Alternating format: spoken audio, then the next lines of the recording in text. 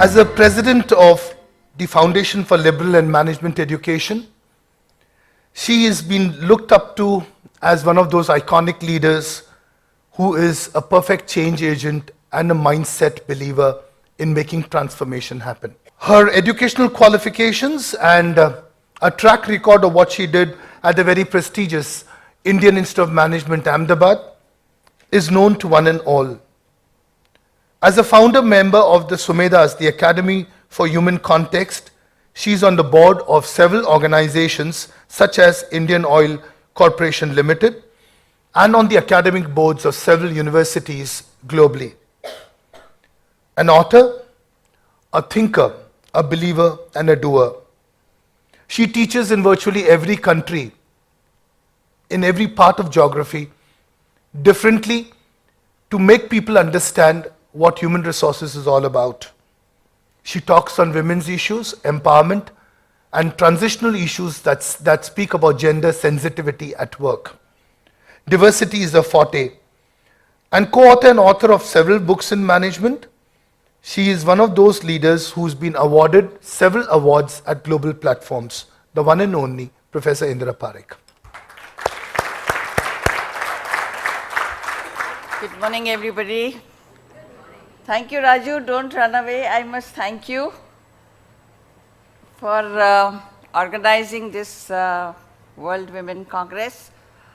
I believe 2 decades ago, 100 years ago, it would not have been possible to have such a gathering together. And I think the beginning of the middle of the last century, and this century more so, these platforms will increase, and they need to increase because the roles of women are changing very dramatically and very fast. So thank you once again for organizing and inviting me to make this statement. Now, human existence is millenniums and millenniums and millenniums old. And all these millenniums, women's roles have been transforming, but at a pace which we would like to be a little bit faster. We means both men and women. There are many men who support that women need to grow, women need to do what they are capable of doing and transform their talents and contribute to nation building. Building families, sustaining families, bringing up children, this they have done because it's the biological role and a social role. But to get into the kind of work, the kind of professions, the kind of new initiatives, breaking new paths, creating new paths, and creating new landscapes for women is but a recent phenomena for large number of women. But some women over centuries, over time, 1, 2, 3, 4 names keep coming up to see that they did break a path, they did make departures, and they did make contributions. But what represents women? Women in general. And there are many books written, and there are 2 words which sound very meaningful to me: silence and solitude. No matter what the words are spoken, no matter how much participation, but there is a part of women which holds silence.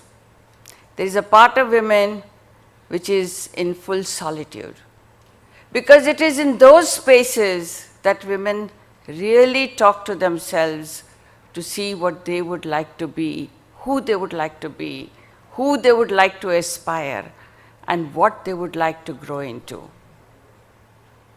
They make sacrifices, they make compromises, so their daughters have a little bit more space, a little bit better life, a little bit more expression and fulfillment of their talents and abilities. They manage relationships, they manage families, they hold secrets and let the daughters and aspire for their daughters.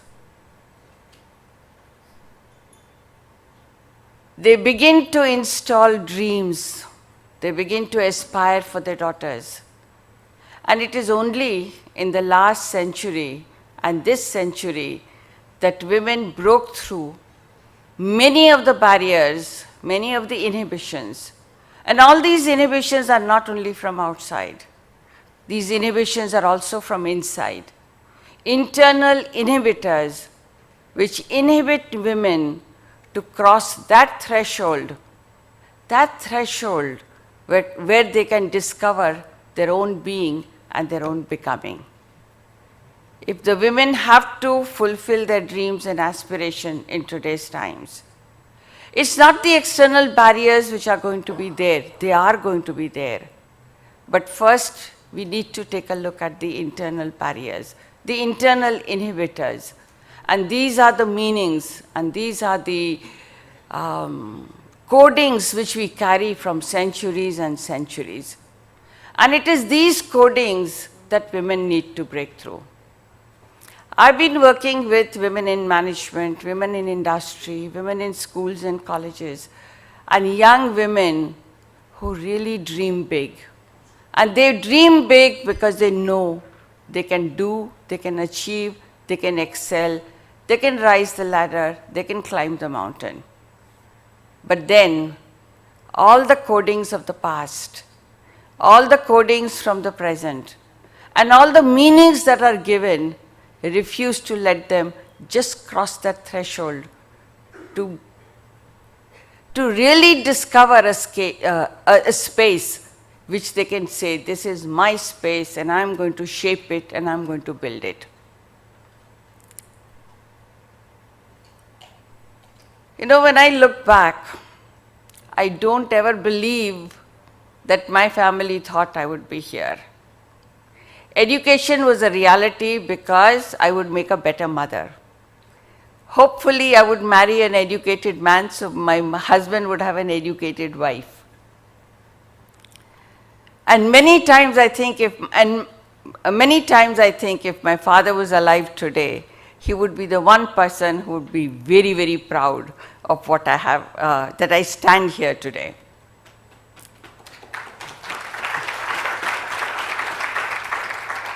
My son, who turns 50 this year, when he was young, he said to me, "Ma, what is the price of your success?" So I kind of scratched my head and said, "Let me think," and I would have given him all the logical, rational reasons. And he says, "You don't have to tell me, I will tell you. The price of your success is your son's loneliness." The generations, the next generations, also are coded somehow, though I have been working all my life. I have been studying first and working all my life. And yet the codings of the past for both men and women continue to haunt us and continue to block us into the growth which each human being is capable of. Standing here, I'm not giving a big philosophical talk, but I'd just like to say this.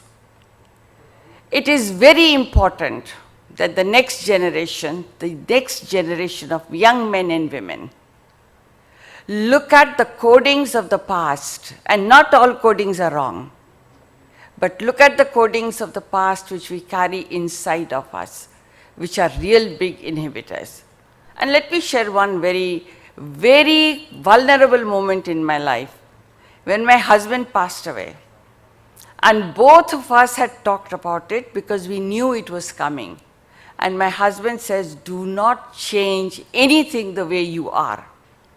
And for the first time when I was putting my bindi back on my head, my hand was shaking. Simply because the codings of the past haunt us. They do not let us move forward.